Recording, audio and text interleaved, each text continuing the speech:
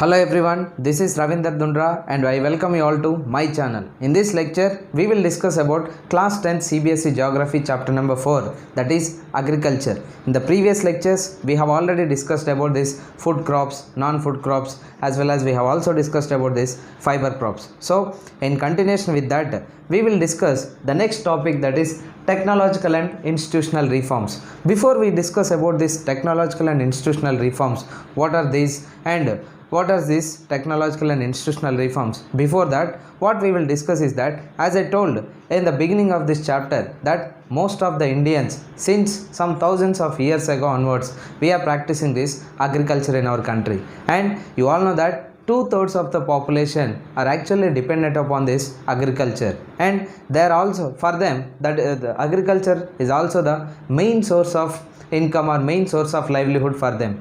But whatever the methods we are following, whatever the techniques we are following, are actually not sufficient for to increase the production in this country. Therefore, government has decided to bring some of the changes in the agriculture to increase these production levels after independence. So let us see what are the changes, that means technological changes, what are the technological changes they have brought, and what are the institutional changes that were brought by the government to improve this agriculture condition in this country. So let us see these changes. So the first and very important changes that were brought by the government after independence were this collectivization, consolidation of holdings, cooperation and abolition of this zamindari system. What do you mean by this collectivization? What do you mean by this consolidation of holdings? So this is somewhat a new method of farming where all the owners of the land, they will jointly own the land, and they'll jointly or together they'll cultivate this land, and after cultivating, whatever the profit they get,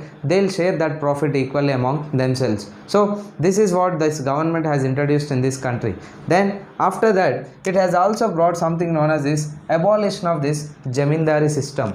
What do you mean by this abolition of zamindari system? Was that in the olden days before independence in India, we have different people known as this zamindars, and these zamindars, they used to have huge amounts of land, maybe some thousands of acres of land. But once we got independence, government has decided that there should not be any kind of zamindari system. No person should have huge amount of land, that they should not hold more amount of land. Therefore it has to be distributed equally to other people. So this is what the reform brought by this government, which is known as this abolition of this zamindari system. Then after that, they have also brought something known as this land reform, which was mentioned in this first 5-year plan. So what do you mean by this land reform? Is that those people who are having more land, the government will come, they'll take the land, the extra land will be taken, and it will be given to those people who are in need of the land or who do not have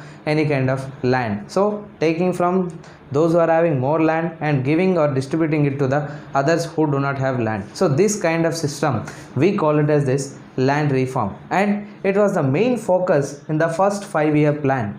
What do you mean by this first 5-year plan? First 5-year plan means after independence, for our country's development, the government has decided to keep something known as this 5-year plans. For each 5 years, there will be certain goals, certain targets, which the government is supposed to achieve these targets within this 5 years. So in that process only, for the in the first 5-year plan, what government has trying to achieve mainly is that, of course there are some other targets, but the main target or the main focus was on this land reform. That means till independence, people were having more and more land, and some of them were not even having any land. So government has decided that it has to distribute it equally among this different group of people. So this was the first aim of this government. But what happened is that these reforms, whatever the reforms brought by the government after independence, they were not implemented properly. That is what the implementation was something like lukewarm. What do you mean by this lukewarm? Lukewarm means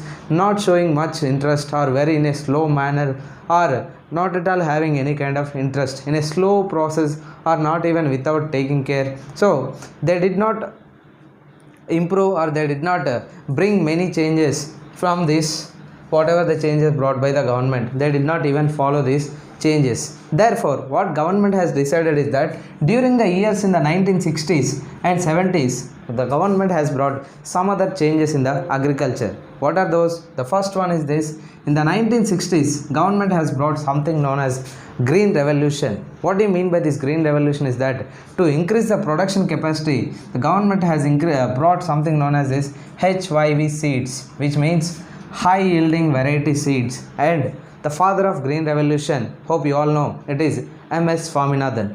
But the problem with this green revolution was that it was implemented successfully only in few states in the country. What are those states? Such as Punjab, Haryana, as well as some western parts of Uttar Pradesh. So these are the states where the green revolution was somewhat more successful compared to all other states in this country. Then at the same time, one more drawback is that it is also causing this land degradation. Why? Because it requires more irrigation facilities, it requires more fertilizers and manure. So therefore it was not that much successful in this country. Then after that, the next change brought by the government was that this white revolution, or which we also call it as this Operation Flood. During this 1970s, the milk production in the country was very low, or it was very less. Therefore, to increase the milk production in the country, the government has brought one more change in this agriculture, that is white revolution, which is also known as this Operation Flood. But whatever the changes they have brought, if that means green revolution or white revolution, they were not that much successful in this country. Therefore, during 1980s and 90s, government again it has brought some other changes to improve these farming conditions, to bring some changes in the agriculture. So let us now see what are these changes brought by the government to improve this agriculture condition in the country. Let us discuss what were the changes brought by the government during this 1980s as well as 1990s. So if you look into these changes, you can see the first and very important change brought by the government during this was that providing crop insurance for these farmers. So under what conditions, under what circumstances the government has started providing this insurance was that whenever if the crop got failed due to drought, or if there was a damage due to flood or due to cyclone or fire and disease, so in these conditions government started giving insurance to the farmers. For example, a farmer is there and he is cultivating land, but suddenly due to some cyclone or any other natural calamities, the farm or the field has destroyed. In that case, government will give some insurance to these farmers. So this was the first change brought by the government. Then the next one is that providing the loans to the farmers for their investment, to buy seeds or to buy fertilizers or to buy whatever their requirements. Government even they started providing loans to the farmers, and for that purpose they have established different banks, and some of the cooperative societies were also established, and they have also come forward to give loans to these farmers. Then the next one is that the government also started providing something known as this Kisan credit card. That means by usually what is a credit card, you can use that and you can pay later. In the same way, if they want to buy any fertilizers or pesticides or any other agricultural related things, they can buy now, and once their crop gets ripe and once they sell their crop, they can repay this amount. So that is what this Kisan credit card. And the next one is that personal accident insurance scheme, which is also known as PICE. And what do you mean by this is that in case if farmer gets any any kind of accidents when he was in the farm or when he was in the field or when he was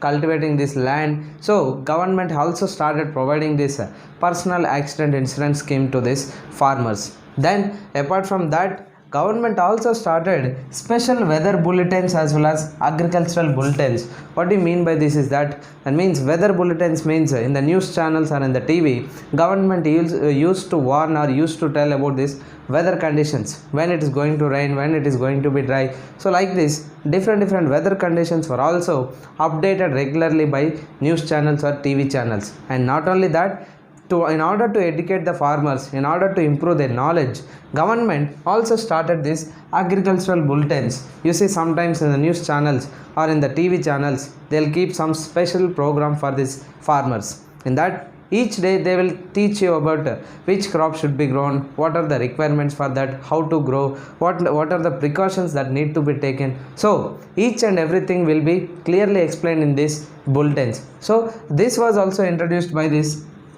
government. And finally, one more very important change brought by the government was that it is minimum support price. What do you mean by this minimum support price is that those people who buy anything from the farmers, it may be cotton, paddy or whatever the product that is produced by the farmer, it should not be sold below this minimum support price. For example, government has fixed minimum support price for 100 kgs of rice. 100 kgs of rice is equal to somewhere around what is that, 1500. So if this is this MSP or government fixed price, no person in this country, they are supposed to buy below 1500 from the farmer. So this is what set up by the government to encourage the farmers. So after 1980s and 1990s, these were the changes that were brought by this government to improve the conditions in this agriculture. And in the box from your textbook, they have given something known as this Bhudan Gramdan movement. What do you mean by this Bhudan Gramdan movement was that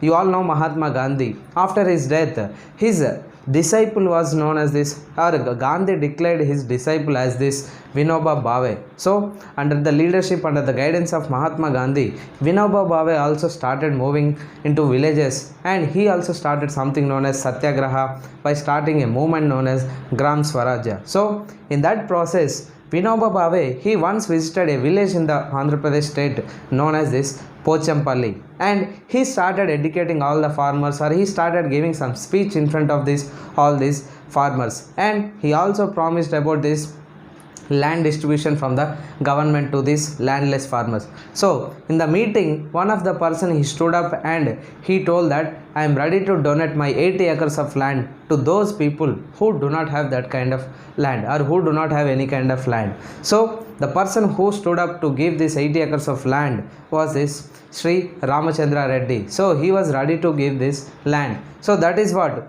by seeing this Vinoba Bhave, by seeing this Ramachandra Reddy, many people in the country, many zamindars, they were also ready to donate their land which they have, at the same time villages which were under the control of these zamindars. So donation of land, we call it as something known as this Bhudan, donating the land, and donation of villages, we call it as this Gramdan. And this movement was very widespread throughout the country, and many of the people, they have followed this Vinoba Bhave. That is why this movement, it is known as this bloodless revolution. Why it is known as bloodless revolution is, without having a single drop of blood, or without falling a single drop of blood, most of the people, they have successfully distributed their land, and most of the people, they gain land. Those people who are landless, who don't have any land, they also gain land. So that is why without any blood or without any kind of fights, successfully this program was implemented throughout the country. That is why it is known as this bloodless revolution. So next we will discuss about contribution of agriculture to the employment output in the country.